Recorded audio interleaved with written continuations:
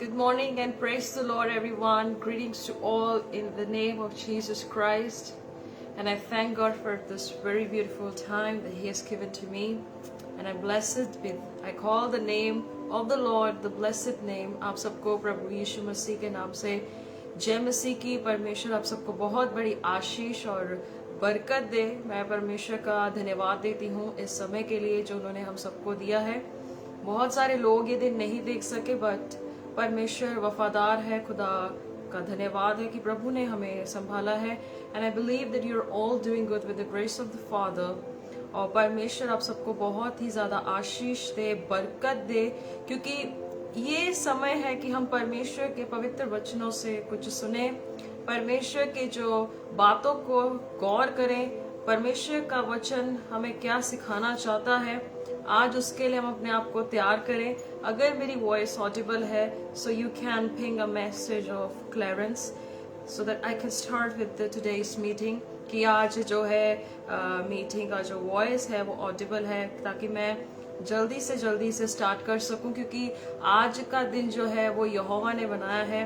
और मुझे इस बात की खुशी है कि परमेश्वर ने एक नया दिन दिया है, एक नया अध्ययन दिया है, और सच में परमेश्वर का नाम मुबारक है। मैं बहुत बहुत खुदा का शुक्र करती हूँ हर एक नेमत के लिए जो प्रतिदिन वो दिखाता है, कलाम बताता है। विलाप गीत उसका 3:22 और 23 में लिखा है कि हम मिट नहीं गए, ये यहोवा की महाकरुणा का प्रतिफल है, क्योंकि परमेश्वर की जो दया होती है it is renewed every morning, वो हर रोज नई होती है।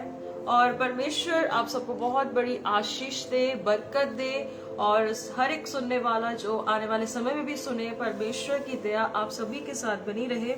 और आज जो हम स्टडी करने जा रहे हैं, जिस टॉपिक पर बात करने जा रहे हैं, फाउंडेशन ऑफ इटर्निटी और अर्दली, कि क्या आज हमारी बुनियाद होनी चाहिए, क्या ये आसमानी अनंत काल के लिए, या इस धरती पे जो हम रहते हैं, हमारी इस धरती के जीवन में जो नींव हम कौन सी बना रहे हैं, क्या हम अनंत काल की नींव को बना रहे हैं, अनंत काल की महिमा में पहुंचने के लिए एक नींव को बना रहे हैं, या हम इस धरती पर रहते हुए संसारिकता की बातों के साथ और संसारिकता के साथ हम एक नींव को बना रहे हैं। सो आइए इसे स्टार्ट करने से पहले क्यों ना हम एक छोटी सी दुआ करेंगे और परमेश्वर का नाम हम ऊंचा करते हैं और खुदा का शुक्र करते हैं कि जो संडे सर्विस होती है परमेश्वर का नाम उसमें भी मुबारक हो। सो आइए दुआ करेंगे और आज की जो सभा है उसको शुरू करेंगे। सर्वशक्तिमान जीवते परमेश्वर प्रभु यीशु मसीह के पवित्र और जिंदा नाम से हम आपको धन्यवाद देते हैं। पिताजी, बहुत सारे लोग आज ये दिन नहीं देख सके, पर प्रभु आपकी अपनी दया ने हमें आज का ये दिन दिया है। हम आपको तहे दिल से शुक्रिया अदा करते। खुदावंद यीशु मसीह के बख्तावर नाम से हम दुआ करते। परमेश्वर जी, शुरू से लेकर अंत तक सभी बातों को आपके पाक हाथों में सौंपते। प्रभु हम प्रार्थना करते प्रभु, हर तरह की अंधकार की शक्तियां जो परमेश्वर प्रभु जी इस मीटिंग में परमेश्वर डिस्टर्बेंस को क्रिएट करना चाहती है, यीशु के पाक नाम से हम उसे कैंसिल करते हैं। प्रभु शुरू से अंत तक परमेश्वर जी सारी सभा पे आपका नियंत्रण हो परमेश्वर, क्योंकि प्रभु जी आप अपने नाम से बढ़कर परमेश्वर अपने जो कलाम को अहमियत देते हैं। खुदावंद हम प्रार्थना करते प्रभु जी हर एक के कान खुल सके और प्रभु हर एक के हृदय छिद पाए, ताकि परमेश्वर जो आत्मा कलीसियों से बातों को कहना चाहता है वो स्पष्ट रीति से पहुंच सके। हम ऐसी प्रार्थना करते हैं। आने वाले जो सुनने वाले लोग होंगे प्रभु होने दीजिए खुदावंद, उन्हें भी समझ दीजिए, उन्हें भी बुद्धि दीजिए मेरे परमेश्वर, ताकि वो आपकी बातों को समझ सके मेरे प्रभु। मैं धन्यवाद देती हूँ। शुरू से अंत तक सब बातों को आपके पाक हाथों में सौंपते हैं। प्रभु आपकी इच्छा जैसे स्वर्ग में पूरी होती है, प्रभु आज के इस दिन में हर एक भाई बहन के लिए पूरी हो सके मेरे परमेश्वर पिता। प्रभु धन्यवाद देते हैं, आपको आदर महिमा देते हैं, और ये सारी दुआओं को प्रभु यीशु मसीह के सामर्थी नाम से मांग लेते हैं। आमीन, आमीन, आमीन। परमेश्वर आप सबको बहुत बड़ी आशीष और बरकत दे। आज का टॉपिक छोटा सा ही है, ज्यादा लंबा नहीं है, और जो टॉपिक है वो बहुत ही अच्छा है, जिसका मैंने टाइटल जो है रखा है फाउंडेशन ऑफ इटर्निटी और अर्दली। हम जानते हैं कि हम सब, आप और मैं, जितने मसीह यीशु के शागिर्द हैं या प्रभु को नहीं जानते भी लोग हैं, हम सब एक सफर में हैं, एक जर्नी में हैं, और उस जर्नी के दौरान हमारे लिए सबसे ज्यादा जरूरी है हम किस नींव को अपने व्यक्तिगत जीवन में बना रहे हैं, हम कौन सी नींव को आज तैयार कर रहे हैं। या इस धरती पे रहते हुए हम कौन सी ऐसी बातों को अपने जीवन में आने वाले समयों की गतिविधियों को तैयार करने के लिए कर रहे हैं, या कौन सी ऐसी चीजें मेरे और आपके जीवन में हमें बहुत ही ज्यादा जांचने की जरूरत है, परखने की जरूरत है कि आज हमारे व्यक्तिगत में, हमारे पर्सनल लाइफ में हम आज कौन कौन सी ऐसी बातों को अपने अंदर आज जो है लेते हैं, या उस बातों के साथ हम अपनी नींव को धरती पे रहते हुए बनाते जा रहे हैं। ये बहुत ही ज्यादा जरूरी है समझना आपके लिए, मेरे लिए, क्योंकि जो यीशु मसीह में जीवन जीता है वो एक गंभीरता का जीवन है, ये मजाक नहीं है। क्योंकि काफी लोग जो है इन बातों को नहीं समझ पाते, बहुत से लोग ठोकर खाते हैं, और यीशु मसीह ने खुद कहा धन्य है वह जो मेरे नाम के कारण ठोकर ना खाए। बहुत से लोग आज ठोकर क्यों खाते हैं? क्योंकि उन्हें पता ही नहीं है कि जिस यीशु की वो सेवा करते, जिस यीशु को वो मानते हैं, जिस यीशु मसीह की वो प्रस्तिश करते हैं, जिस नाम से इब्लीस को डांटा जाता है कि यीशु के नाम से ये आत्मा निकल जाए, यीशु के नाम से ये सब हो, उन्हें ये तक नहीं पता कि प्रभु यीशु मसीह का नाम का क्या महत्व है, क्यों हमें इसे अपने व्यक्तिगत जीवन में हर रोज इसमें बढ़ने की जरूरत है। क्योंकि ये एक प्रोसेस है, ये एक प्रक्रिया है। अगर जब हम प्रभु यीशु मसीह का नाम जानते हैं, ये एक दिन की प्रक्रिया नहीं होती है, ये जिंदगी भर की एक प्रक्रिया है जो हमें प्रभु यीशु मसीह के स्वरूप में बना देती है। और इसके लिए बहुत सी मेहनत करनी पड़ती है, बहुत सा हार्ड वर्क, डेडिकेशन देना पड़ता है, और एक जज्बे के साथ हमें खुदावंत के साथ अपने एक पाक रिश्ते को बनाना पड़ता है। आज हमारे व्यक्तिगत जीवन में, आपके जीवन में, मेरे जीवन में हमें आज इस बात को जांचने की, परखने की जरूरत है कि जो भी नींव, जब हम कलाम को सुनते हैं, जब हमने वचन को सुना, जब हमने ग्रहण किया यीशु मसीह को, जब हमने ये समझ लिया कि प्रभु यीशु मसीह जो है वो ही मुक्तिदाता परमेश्वर है, उस दिन से एक नींव रखने की शुरुआत होती है। उस नींव के बनने का कारण हमारे जीवन में परमेश्वर पिता के द्वारा ठहराए गए अगुओं को परमेश्वर हमारे जीवन में भेजते हैं कि समय समय पर उस नींव को हिम्मत के साथ परमेश्वर के पवित्र वचनों से उस नींव को मजबूत करने के लिए, ताकि वो जो घर बनाया जा रहा है, वो महल बनाया जा रहा है, वो टूटे ना। पर अफसोस आज के समय में खुदावंद के नाम में खड़े होने वाले अगुए भी आज वो पूर्णताई के साथ, सिद्धता के साथ उस कलामे मुकद्दस की बातों को रखने में असफल होते जा रहे हैं। क्योंकि मत्ती की पुस्तक उसकी 5:48, मैथ्यू 5:48 वो कहता है जैसे तुम्हारा पिता सिद्ध है तुम भी सिद्ध बनो।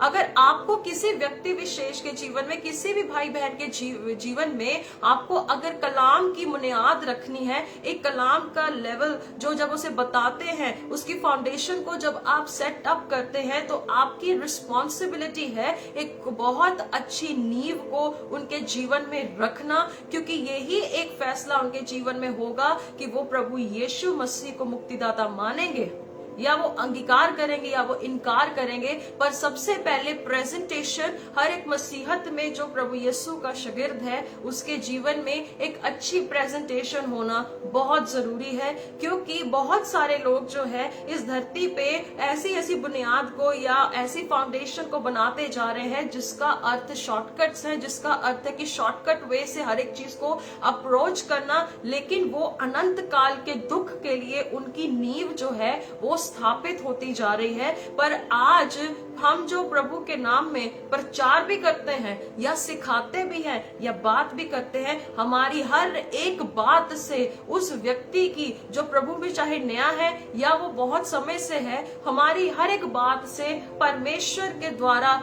एक नींव को स्थापन करना है, एक फाउंडेशन को अच्छे से हमें सेट करना बहुत जरूरी है। क्योंकि परमेश्वर का दास पौलुस, हम इस वचन को देखकर आगे की बातों को करेंगे। 1 Corinthians chapter 3:10-15, पहला कुरिन्थियों उसकी 3 बाब और उसकी 10 से 15 नंबर आयत है। पर जो कुछ आयतों को मैं देखना चाहती हूँ जिसमें परमेश्वर की कलामे मुकद्दस की वो बात जाहिर होती है, वो बात आपके सामने रखेंगे। परमेश्वर का दास पौलुस कहता है, परमेश्वर के उस अनुग्रह के अनुसार जो मुझे दिया गया, मैंने बुद्धिमान राजमिस्त्री के समान नींव डाली।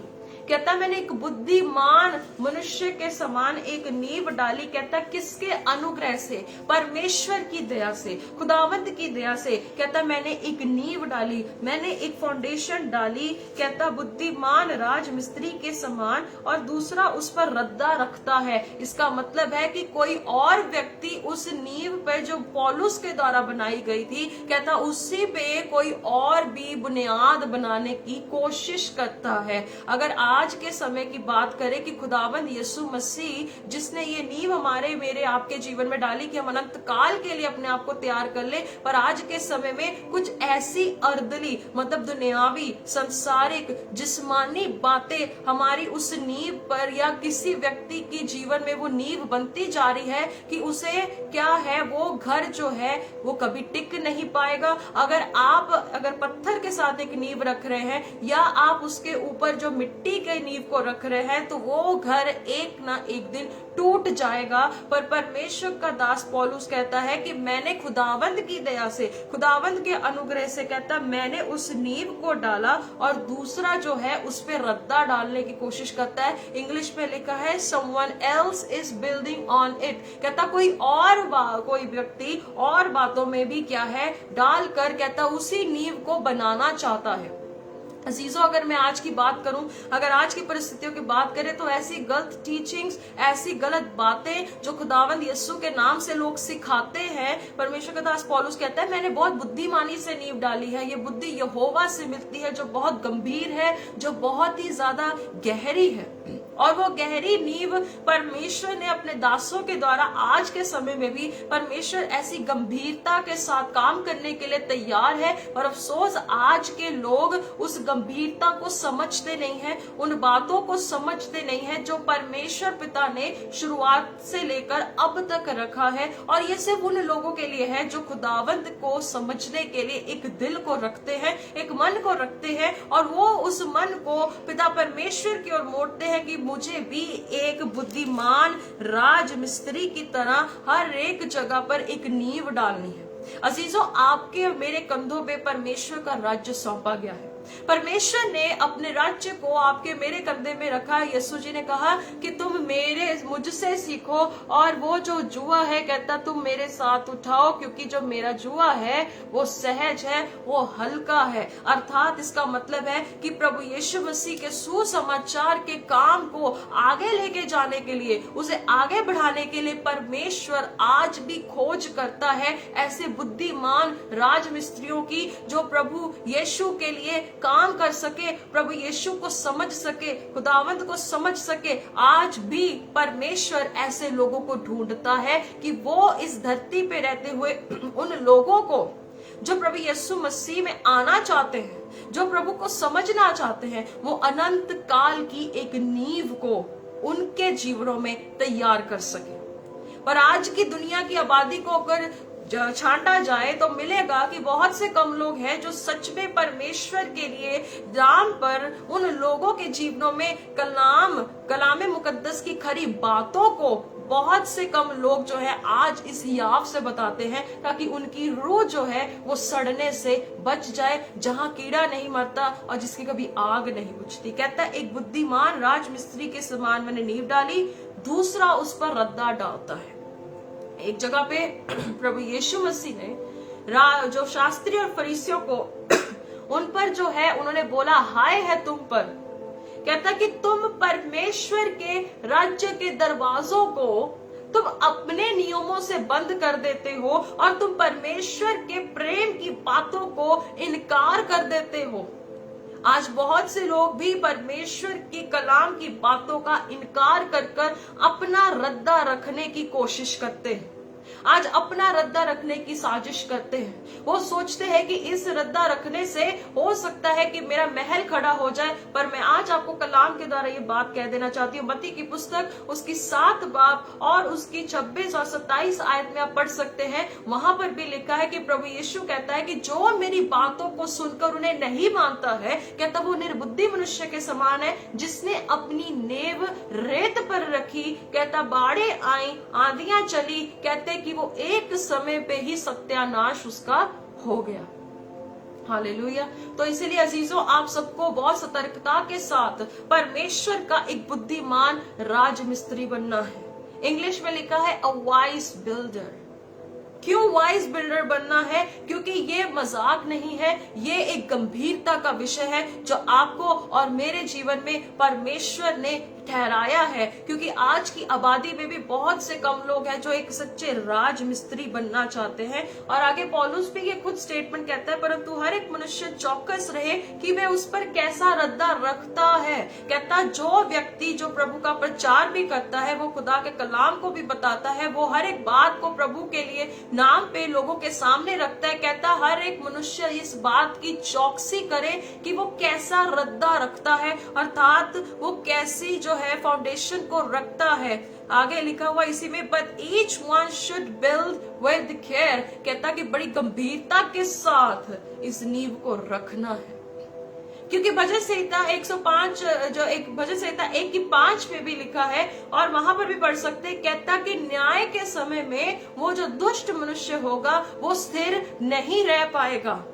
वो क्यों स्थिर नहीं रह पाएगा? क्योंकि उसकी नींव जिस्मानी है, उसकी नींव इस दुनिया के लिए है, उसकी नींव इस धरती की बातों के लिए है, उसकी नींव जो है सिर्फ उस हर एक चीज को शॉर्टकट वे से पाने के लिए है, पर उसकी नींव अनंत काल के लिए नहीं है।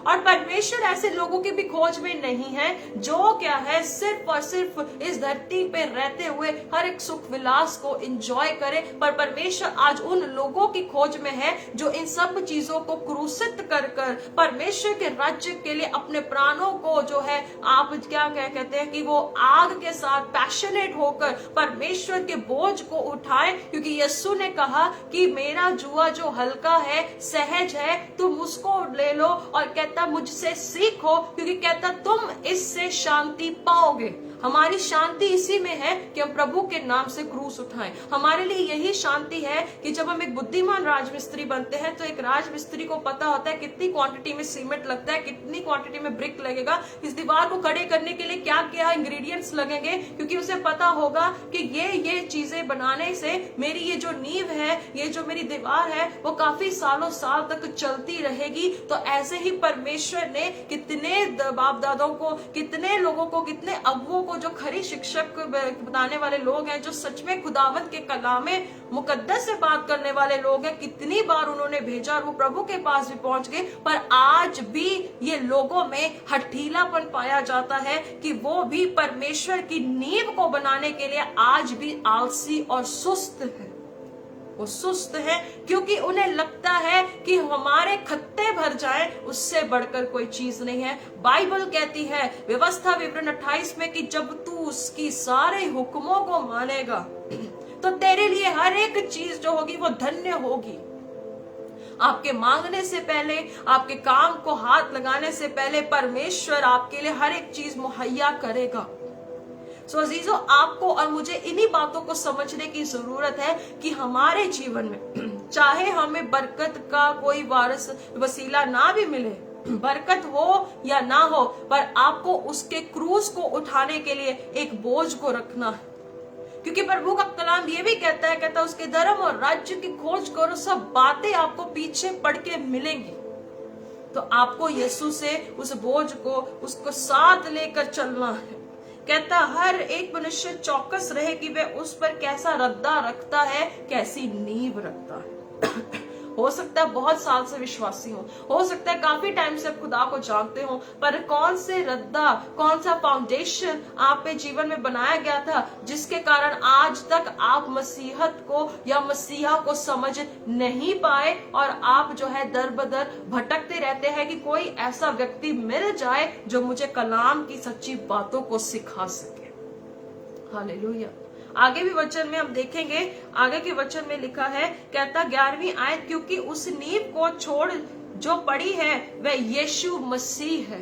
हालेलुया। कहता वो नींव कोई और नींव आपके जीवन में नहीं रखी गई है, सिर्फ और सिर्फ यीशु मसीह, कोई दूसरी नींव नहीं डाल सकता। आज बरकतों की नींव डाली गई है, आज चमत्कारों की नींव डाली गई है, आज हर एक चीज की नींव डाली गई है, जो कलाम से बाहर की बातों की नींव डाली जा रही है, हर एक दुनियावी चीजों की नींव डाली जा रही है। पर बाइबल कहती है कि कोई दूसरी नींव है ही नहीं है, सिर्फ यीशु मसीह है। हालेलुया। उसका कलाम एक नींव है, क्योंकि मसीह ही कोने का वो पत्थर है जो उत्तम है। परमेश्वर का कलाम कहता कोई दूसरी नींव यीशु मसीह के अलावा कोई नहीं है। वो कलीसियों में भी हमें चेक करने की जरूरत है, हमें अपने व्यक्तिगत तौर से आज हमें चेक करने की जरूरत है कि हम आज कैसी नींव डाल रहे हैं, हम कैसी बातें आज बोलते हैं, कैसे वचन का प्रचार करते हैं। उस नींव को देखने की बहुत ज्यादा जरूरत है। कहता कि कोई दूसरी नींव डाली ही नहीं गई है, सिर्फ एक नींव है, वो है यीशु मसीह। हालेलुया। जब यीशु मसीह आपके अंदर है, खुदावंद आपके साथ है, परमेश्वर आपके अंदर वास करता है, तो यीशु मसीह ही है जो आपको आपके अनंत काल की महिमा में प्रवेश करवाने वाला है। और उसने ही कहा, कहता मैं जाता हूं, तुम्हारे लिए घर को तैयार करता हूं। ये आत्मिक बातें हैं, ये रूहानियत की बात है, और हमें इसी रूहानियत की नींव को बनाना होगा। हमारे लिए नहीं, पर हर एक उस भाई, हर एक बहन के लिए जिसके घर पे या किसी को ग्रुप में आप जब पढ़ाते हैं या टीचिंग दे रहे हैं या कलाम को सुना रहे हैं। क्योंकि जब आप जानते हैं, खोजा वो जो है वचन को पढ़ रहा था, वो जब वचन पढ़ रहा था तो उससे वो समझ नहीं आया, तो फिलिपुस ने, परमेश्वर की आत्मा ने फिलिपुस को बोला कि जा उसे वो वचन समझा। जब उसने उसको पूछा कि भाई तू क्या ये बात समझता है कि तू क्या पढ़ता है, कहता मुझे कोई समझाने वाला ही नहीं। आज भी परमेश्वर के कलाम को समझाने वाले कोई चंद हैं, बहुत कम लोग हैं जो सच में समझाते हैं। तो अजीजों, आपको भी ये बात समझनी होगी कि आप ये नींव को मसीह यीशु में बनाएं और आगे तक बनाते जाएं। आप चाहे अकेले हो, चाहे आपका ग्रुप हो, पर आपको इस नींव में खुद को भी और दूसरों को बनाने में चौकन्ना करना होगा। पौलुस कहता है, परमेश्वर का कलाम कहता है, चेतावनी दे देकर, वार्निंग्स दे देकर, अपने मन में धन्यवाद के भजन स्तुति करते हुए कहता, तुम परमेश्वर के सामने अपने आप को एक निर्दोष प्रेजेंट करो, क्योंकि यीशु मसीह ही है जो हमें निर्दोष प्रेजेंट करता है। हालेलुया। सो अजीजों, आपको बहुत सतर्कता से काम करना होगा। यीशु मसीह के अलावा अगर कहीं पर भी कोई झूठी नींव या कोई तरह की भी नींव डाली जा रही है, तो आज से उन लोगों को, उन गतिविधियों को, उन तरह की कलीसियों को छोड़ दे। क्योंकि हमारा मकसद ये नहीं कि हम कलीसियों को तोड़े, पर हमारा मकसद एक ही है कि हम यीशु मसीह की कलीसिया को तैयार कर सके। हालेलुया। जब कलाम कहता है कि यीशु मसीह के अलावा कोई नींव है ही नहीं, तो आज इतना हियाव लोगों में क्यों आ चुका है कि वो यीशु मसीह के नाम से बाहर को चीजों की नींव को तैयार कर सके। वो जिस्मानी तौर से आज नींवों को तैयार कर रहे हैं, और कलाम बताता है कि न्याय के दिन में वो खड़े नहीं रह पाएंगे, वो भूसे के समान उड़ जाएंगे। परमेश्वर का कलाम बताता है, और प्रभु का कलाम ये भी कहता है कि वो धर्मी जो है वो स्थिर रहेगा, वो बना रहेगा। हालेलुया। यदि कोई इस नींव पर सोना या चांदी या बहुमूल्य पत्थर या काठ, 12वीं आयत को पढ़ रही हूँ, यहाँ लिखा है, यदि कोई इस नींव पर सोना, चांदी, बहुमूल्य पत्थर या काठ या घास या फूस को रद्दा रखे, तो हर एक का काम प्रकट हो जाएगा, क्योंकि वह दिन उसे बताएगा, इसीलिए कि आग के साथ प्रकट होगा, और वह आग हर एक के काम को परखेगी कि वो कैसा है। अब यहाँ पर देखिए, जब कोई कहता है सोना, चांदी, बहुमूल्य वस्त्रों के साथ, बहुत सी चीजों के साथ नींव डालते हैं, तमाम तरह की बातों के साथ जो आज घटती है, कहता अगर इन चीजों के साथ वो रद्दा रखता है, वो नींव रखता है, तो बाइबल कहती है कि उनका काम एक दिन प्रकट हो ही जाएगा। हालेलुया।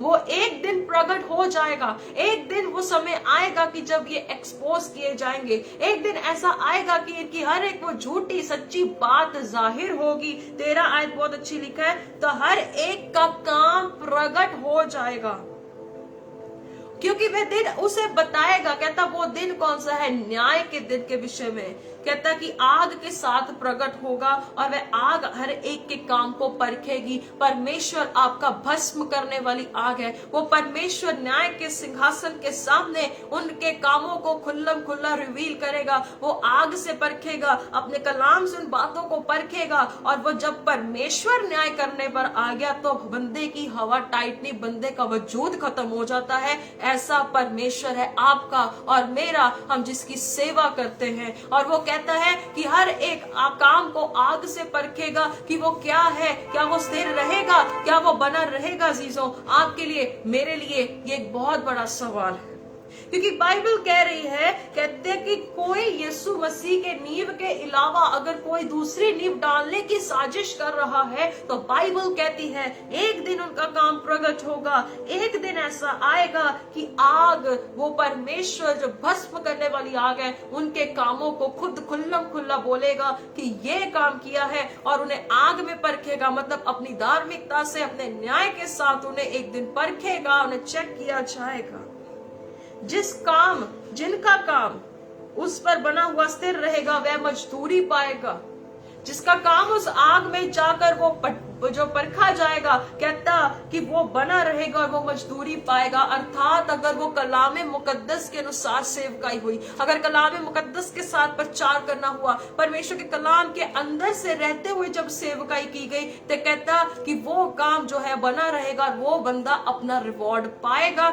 आगे लिखा है, कहता कि यदि किसी का काम जल जाएगा, कहता अगर किसी का काम जल गया तो उसे हानि उठानी पड़ेगी, उसे नुकसान उठाना पड़ेगा, पर वह आग तो बच जाएगा परंतु जलते जलते। अजीजों, आपको परमेश्वर के प्रति इतना डर होना जरूरी है। क्यों आपको प्रभु के लिए जो काम करना है इतना डर के साथ, भय भक्ति के साथ इस काम को करना है? क्योंकि हमारा परमेश्वर जो है वो बहुत ही अपने वादों का सच्चा है, जो अपने नाम से बढ़कर अपने कलाम को बुनियाद देता है, इम्पोर्टेंस देता है। और जिस परमेश्वर के कलाम से ये धरती, आसमान, ये सब चीजें स्थिर है, उस कलाम के द्वारा न्याय किया जाएगा। तो ये एक मजाक नहीं है कि हम परमेश्वर के कलाम को हल्के में तोल कर और उसे ऐसे ही प्रेजेंट कर दें और हम अपने लिए काम करें। पर बाइबल कहती है कि तुम्हें एक बुद्धिमान राजमिस्त्री बनना होगा। 1 कुरिन्थियों उसकी 4:2 में लिखा है, ऐसा होना चाहिए कि वो जो भंडारी है वो फेथफुल हो, वो विश्वास योग्य हो। हालेलुया। सो आगे देखेंगे मत्ती की पुस्तक उसकी 5 की 19 से 20, मैथ्यू 5:19-20। इसलिए जो कोई छोटी से छोटी आज्ञाओं में से किसी एक को तोड़े और वैसा ही लोगों को सिखाए, बात को तोड़ा, बात को इनकार किया, सच्चाई को जानने के बाद उसे तोड़ मरोड़ कर जिसने प्रेजेंट किया, वैसा ही लोगों को सिखाए, वह स्वर्ग के राज्य में सबसे छोटा कहलाएगा। परंतु जो कोई उन आज्ञाओं का पालन करेगा और उन्हें सिखाएगा, वही स्वर्ग के राज्य में महान कहलाएगा। कहता कि जो खुदा के मुकद्दस कलाम की बातों को पहले खुद मानेगा और वो दूसरों को भी सिखाएगा, दूसरों को भी ऐसे बताएगा कि ये ऐसे बात है, ये ऐसे कलाम मुकद्दस की बात कहती है, ये खुदा का कलाम कहता है कि आपको ऐसे करना है। कहता जो बंदा पहले मानेगा, कहता कि वो जो है उस बात को सिखाएगा, वो परमेश्वर की नजर में सबसे बड़ा होगा। हालेलुया। इसीलिए आपको इस बात को समझने की जरूरत है, इस धरती पे पोजीशन मिले या ना मिले, कुछ रिवॉर्ड मिले या ना मिले, पर परमेश्वर की नजर में आपके लिए एक ऑनर होना जरूरी है। क्योंकि खुदा कहता है कि जो इन बातों को मानता है और वो उस बातों को सिखाता है, जैसे पूरा बाइबल में लिखा है वैसे ही लोगों को बताता है, तो प्रभु कहता है कि तुम स्वर्ग राज्य में सबसे बड़े कहलाओगे। हालेलुया। और वो बंदा जो अपने आप को इस धरती पे रहते हुए हम्बल करता है, नम्र करता है और वो परमेश्वर की बाट को जोता है, प्रभु कहता है वो स्वर्ग राज्य में बड़ा होगा। यहाँ पर जो परमेश्वर के कलाम के लिए हानि उठाता है, वो दुख को उठाता है, बातों को सुनता है, कष्ट कलेश को लेकर चलता है, वो खुदा के राज्य में बड़ा होगा। क्योंकि उसके साथ चलने वाला वो खुद मौजूजों का खुदा है, वो खुद एक भस्म करने वाली आग है, वो अपने लोगों के साथ साथ चलता है और वो जलन रखने वाला भी ईश्वर है। अगर उसकी महिमा इस धरती पर दूसरों को दी जाती है तो वो जलन रखता है, कहता है मैं अपनी महिमा किसी को नहीं देता। तो कहता कि अगर जो कोई इन बातों में से तोड़े, उसे तोड़ मरोड़ कर आज के समय में ये चल रहा है, तो अजीजों कलाम कहता है कि वो बंदा छोटा है। स्वर्ग राज्य में वो छोटा है। जैसे स्वर्ग में परमेश्वर उस दृष्टि से देखता है, धरती वैसे नहीं देखती। अगर आज धरती पे सबको पहचाना जाता है, ऑनर किया जाता है, रिस्पेक्टफुल है, तो वो परमेश्वर की नजर में कितना छोटा होगा। अगर वो खुदा के कलाम को तोड़ मरोड़ के प्रेजेंट कर रहा होगा तो वो खुदा की नजर में एक छोटा होगा। अगर वह परमेश्वर के हाथ में आदर सम्मान देना, क्योंकि मैंने कलाम में पढ़ा, जो नीति वचन उसकी 3 में लिखा है, परमेश्वर कहता है कि उसके दाहिने हाथ में दीर्घायु होता है और उसके बाएं हाथ में धन और महिमा होती है। किसके हाथ में? जो उसके कलाम को मानता है। हालेलुया। सो अजीजों, आप सबको भी अब समझने की जरूरत है, क्योंकि जो व्यक्ति इस वचन को पाता है वो सोने चांदी से भी कहीं बढ़कर वचन है।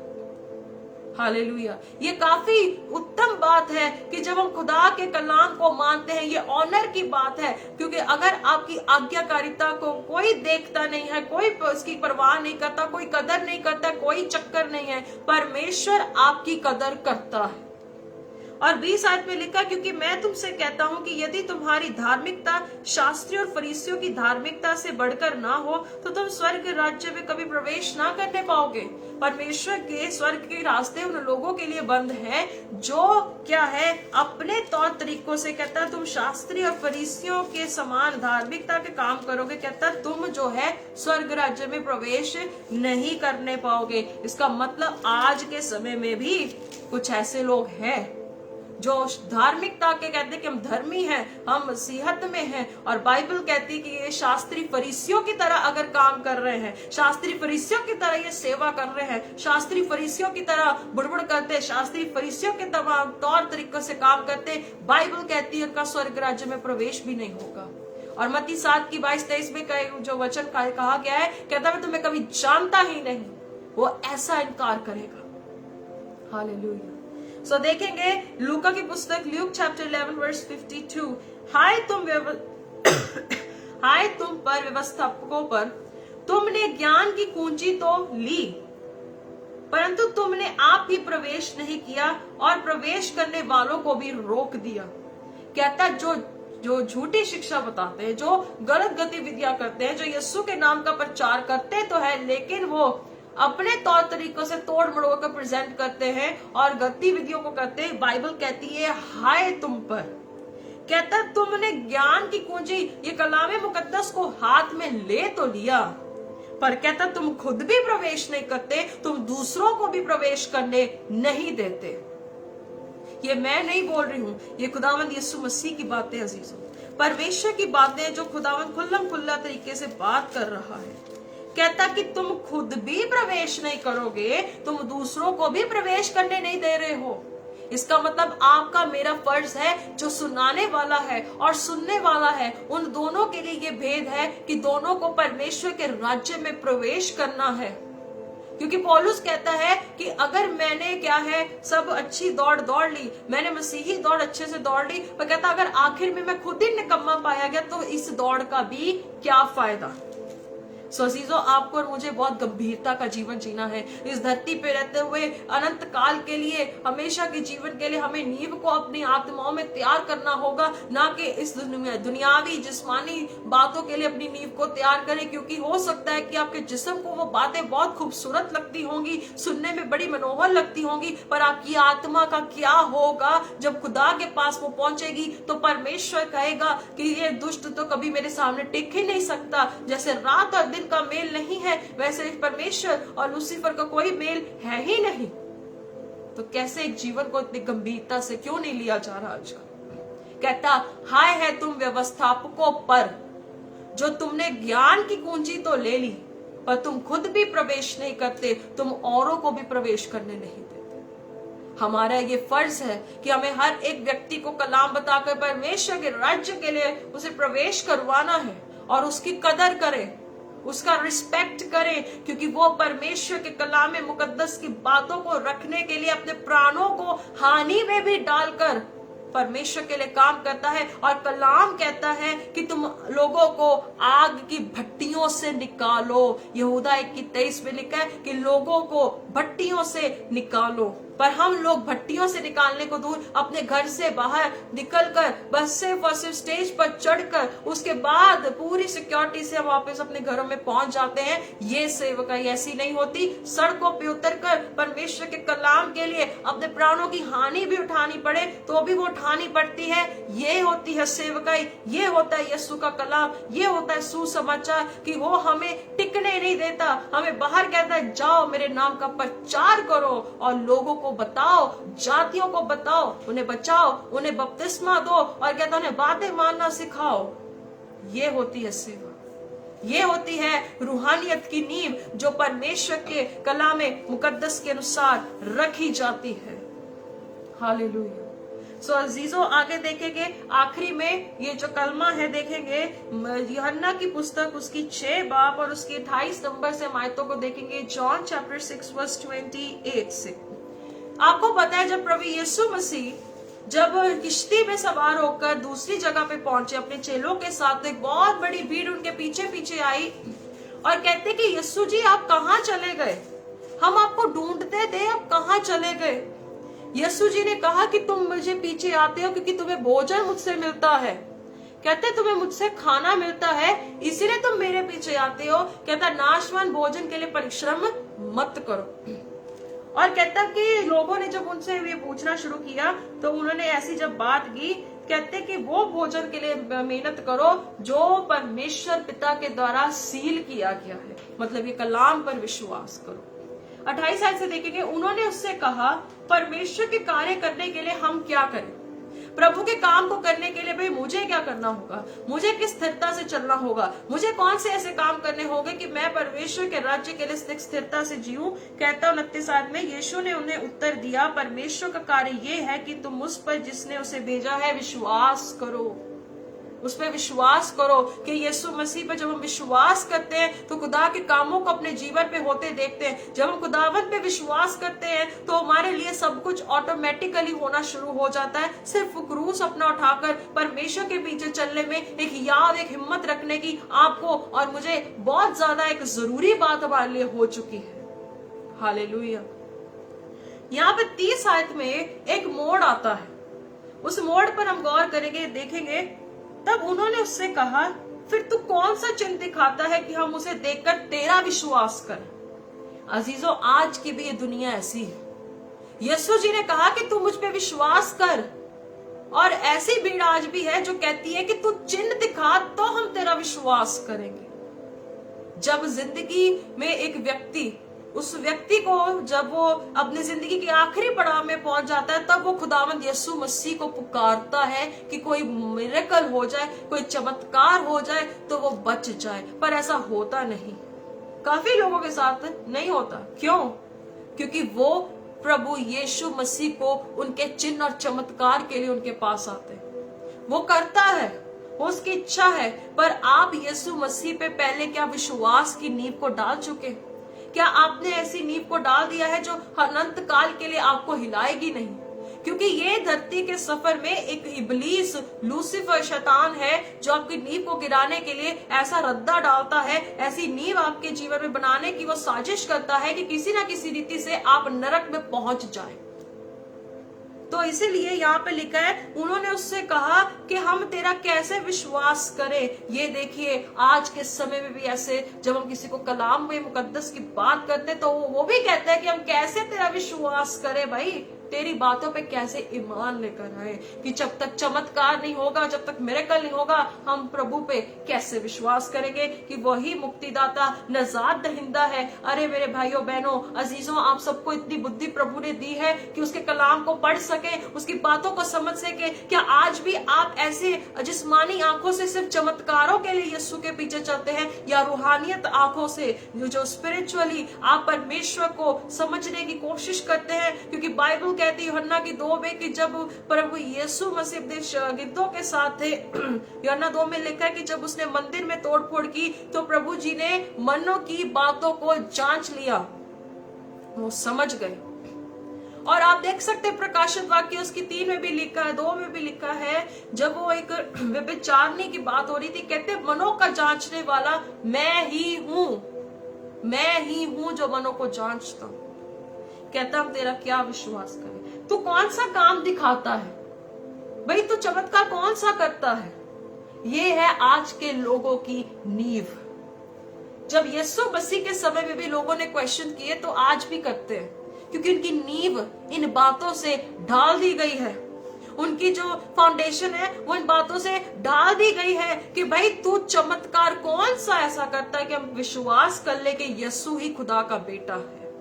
आज भी यहाँ पे लिखा है कि तू कौन सा काम दिखाता है, वो जो है पुरानी बातों को ले आते 31 आयत में, हमारे बाप दादों ने जंगल में मन्ना खाया, जैसे लिखा है उसने उन्हें खाने के लिए स्वर्ग से रोटी दी, उन्हें मन्ना मिलता रहा, उन्हें रोटी मिलती रही। तो ये पीढ़ी भी जो नए टेस्टामेंट में लिखी है, ये भी तो यीशु के पीछे रोटी के लिए तो घूम रहे थे। हालेलुया, कितनी बड़ी बात है। उन्होंने वही पुराना कॉन्टेक्स्ट लेके बात की, कहते कि वो हमारे बाप दादों को भी तो मन्ना प्रभु ने दिया, तो यीशु के पीछे भी लोग रोटी के लिए घूमते हैं, उनकी बातों के लिए घूमते हैं। पर यीशु के पीछे क्या आज कोई चलता है कि वो नाशवान भोजन के परिश्रम के लिए नहीं, पर उस भोजन के लिए जो परमेश्वर के द्वारा सील्ड है कि यस ये गॉस्पेल है, इसे बताइए एंड सेव द सोल्स। ये है असली रोटी हमारी, ये है हमारा असली आत्मिक भोजन कि निकलो बाहर, काम करो और औरों को तैयार करो, खुद भी प्रवेश करना है और दूसरों को भी स्वर्ग के राज्य में लेकर जाना है। हालेलुया। यीशु ने उनसे कहा, यीशु ने क्या कहा, मैं तुमसे सच सच कहता हूं कि मूसा ने तुम्हें वह रोटी स्वर्ग से ना दी, परंतु मेरे पिता तुम्हें सच्ची रोटी स्वर्ग से देता है। वो सच्ची रोटी, ये उसका कलाम जो आज आपको और मुझे, हमारी आत्माओं को जिंदा रखता है। आज सारे शरीर पे चल तो रहे हैं पर आत्माएं मरी हुई हैं, पर यीशु का कलाम एक ऐसी रोटी है जो हमारी आत्मा को जिंदा रखती है। कहता मेरा पिता तुम्हें सच्ची रोटी स्वर्ग से देता है, क्योंकि परमेश्वर की रोटी वही है जो स्वर्ग से उतरकर जगत को जीवन देती है। हालेलुया। कहता कि वो रोटी, वो यीशु मसीह, जब हम रोटी तोड़ते हैं, वो रोटी जब तोड़कर हम खाते हैं, तो वो ही हमारे लिए क्या है, वो यीशु का बदन है, यीशु का बदन है। और वो यीशु का बदन हम अपने अंदर लेते हैं तो वो हमारे लिए क्या होता है, हमारी आत्मा को जिंदा रखने के लिए वो मुहैया करने वाला यहोवा यीरे है। हालेलुया। ये बातें बहुत कम लोग समझते हैं। ये बातें समझने के लिए आत्मिकता की जरूरत है, आत्मा की जरूरत है, पवित्र आत्मा के द्वारा बातें समझी जाती। कहता परमेश्वर की रोटी वही है जो स्वर्ग से उतरकर जगत को जीवन देती है। आपको पता है यीशु जी ने यह भी कहा, जब कोई रोटी तोड़कर खाता है, जब कोई व्यक्ति इस रोटी को तोड़ के खाता है, उसमें जीवन है। इसका मतलब जो यीशु मसीह को अपने अंदर लेकर चलता है, उसके अंदर जीवन है।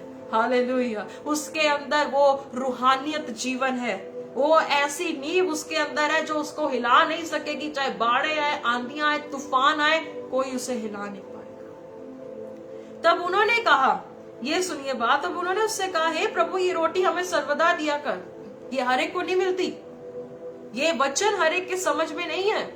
कहते हमें रोज ये रोटी दे। जब कोई चीज ना नई होती है आजकल के समय में क्या चलता है, जब कोई नया ट्रेंड शुरू होता है तो लोग कहते हैं भी हमें भी बताओ कौन सा नया ट्रेंड चल रहा है, कौन से ऐसे नए नए अजीज खड़े हो रहे, अगुवे खड़े हो रहे जिनके पास हम जाए हमारा निकास हो जाए।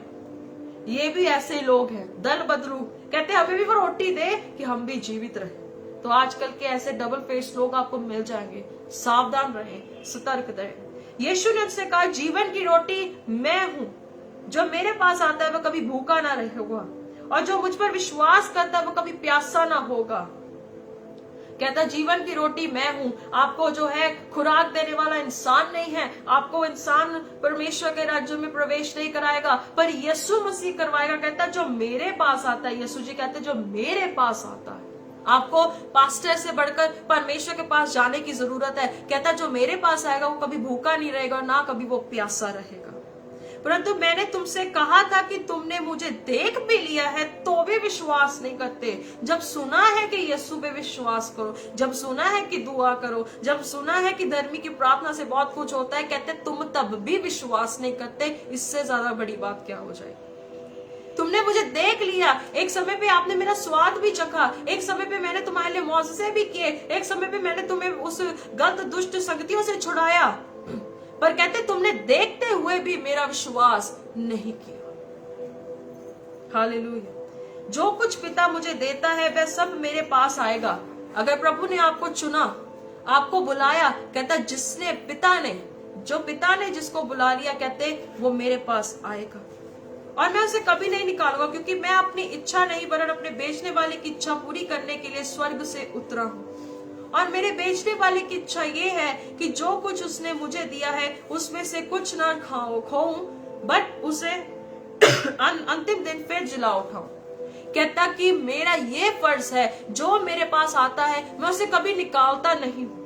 बहुत सारे लोग कहते हैं कि परमेश्वर कहाँ है, परमेश्वर सच्चा कहाँ है, प्रभु कहाँ है तू, मैं तुझे ढूंढता हूँ, मैं चर्च गया पर तू मुझे नहीं मिला। कैसे मिलेगा? जब प्रेजेंट करने वाले लोगों ने ही अच्छे से प्रेजेंट नहीं किया तो आपको यीशु मसीह कहाँ से अच्छे से पता लगेगा। कहता मैं किसी को निकालता नहीं हूँ, पर लेकिन प्रेजेंट करने वालों के तरीके ही बदल चुके हैं, उनके तौर तरीके चेंज हो चुके हैं, उन्हें बस अपने स्वार्थ से मतलब और पेटू सेवक है। और बाइबल कहती है कि मैं अपने बेचने वाले की इच्छा पूरी करने के लिए आया हूँ। जब आपका स्वामी खुद ये बात कहता है तो आप आज ये बात क्यों नहीं कहते कि मैं अपने भेजने वाले की इच्छा को पूरी करूंगा? क्योंकि जिसके जीवन में रूहानियत की नींव डली है, कलाम की नींव डली है, वही इन बातों को कह पाएगा। अर्थात रत्ती भर में चाहे कितनी भी दुनिया में मसीहत बढ़ जाए, जितने भी यीशु के नाम में खड़े हो जाए, अगर वो इस बातों को कहने के लिए हिम्मत नहीं रखते तो उनकी सेवकाई हर एक चीज में बहुत बड़ा जीरो। क्योंकि हमारा परमेश्वर जो क्रूसित हुआ वो खुद कहता है कि मैं अपने भेजने वाले की इच्छा को पूरी करने के लिए आया हूं। तो प्रभु ने भी आपको भेजा है, जाइए उसकी इच्छा को पूरा कीजिए, सिद्धता से काम कीजिए, क्योंकि ये धरती पे रहते हुए आपका एक फर्ज है, आपका एक फर्ज है। क्योंकि मेरे पिता की इच्छा ये है, जो कोई पुत्र को देखे और उस पर विश्वास करे अनंत जीवन वो ही पाएगा। कहता मैं उसे अंतिम दिन फिर जलाऊंगा, उसको मैं फिर जिंदा करूंगा, उसे स्वर्ग की बादशाही दिखाऊंगा। पर आपको पहले विश्वास यीशु पे करना होगा, किसी इंसान पर नहीं। क्योंकि बाइबल कहती है श्रापित है वह मनुष्य जो इंसान पर भरोसा करता है। बाइबल कह रही है, मैं अपनी तरफ से ये बात नहीं कह रही, कलाम मुकद्दस में लिखा है, कहता श्रापित है वो मनुष्य जो इंसान पर भरोसा रखता है। क्योंकि बाइबल एक जगह और कहती है कि इंसान पे भरोसा करना मिथ्या है, व्यर्थ है। हालेलुया। सो आपको अंडरस्टैंड करना होगा। 45 आयत में भी बहुत अच्छे से लिखा है, भविष्यवक्ताओं के लेख में ये भी कहता लिखा है, वह सब परमेश्वर की ओर से सिखाए हुए होंगे। जिस किसी ने पिता से सुना और सीखा है वह मेरे पास आता है। वही मेरे पास आता है जो पिता की बातों को सुनता है, परमेश्वर की इच्छा को मानता है। वो जो व्यक्ति है जो खुदा के कलाम को सुनता है, परमेश्वर की बातों को सुनता है, वो समझ को रखता है, कहता वही व्यक्ति, वही पर्सन मेरे पास आता है। इसका मतलब हर कोई उसके पास नहीं आता। कहता जिसने इन बातों को पढ़ा, सीखा, समझा, कहते वही मेरे पास आता है। इसका मतलब बहुत से कम लोग हैं जो इस बातों को पढ़ते, समझते, जानते हैं, और बहुत से कम लोग हैं जो उसके सामने आते हैं। मतलब यीशु के नाम में जानने वाले लोग बहुत से कम हैं, बहुत से कम लोग हैं जो उसको जानते हैं। आइए दुआ करेंगे। सर्वशक्तिमान प्रभु आपका धन्यवाद, आपका शुक्र करते प्रभु आज के इन वचनों के लिए। पिता आपका नाम मुबारक हो, आपकी इच्छा पूरी हो सके। प्रभु प्रार्थना करते परमेश्वर जी, आज हर तरह की वो बातें हमने सीखी खुदावन, सच में आपके नाम में परमेश्वर बहुत से कम लोग हैं जो आपके पास आते हैं परमेश्वर। क्योंकि आपने कहा कि जो मेरे पिता की बातों को समझता, सीखता है, वही मेरे पास आता है। खुदावन प्रार्थना करते यीशु के नाम से प्रभु, बहुत से लोग आज भी अंधेरे में चल रहे, प्रार्थना करते पिता अपनी शक्ति के द्वारा उन्हें रिवाइव करिए, उन्हें रिस्टोर कीजिए, ताकि बहुत से लोग आपके राज्य में प्रवेश कर सके और खुदावंद आपके खरी वचनों को सीख कर प्रभु आपके लिए तैयार हो सके। धन्यवाद देते हैं, आगे सुनने वालों को भी आशीष और बरकत दे। सारा आदर महिमा आपको देते हैं। ये प्रार्थना यीशु मसीह के सामर्थी नाम से मांगते हैं। आमीन, आमीन, आमीन। God bless you. परमेश्वर आपको आशीष दे, और वचन सीखें, समझें, समझाएं, ज्यादा से ज्यादा शेयर करें, और नेक्स्ट वीक फिर संडे को हम मिलेंगे परमेश्वर के वचन के साथ। God bless you.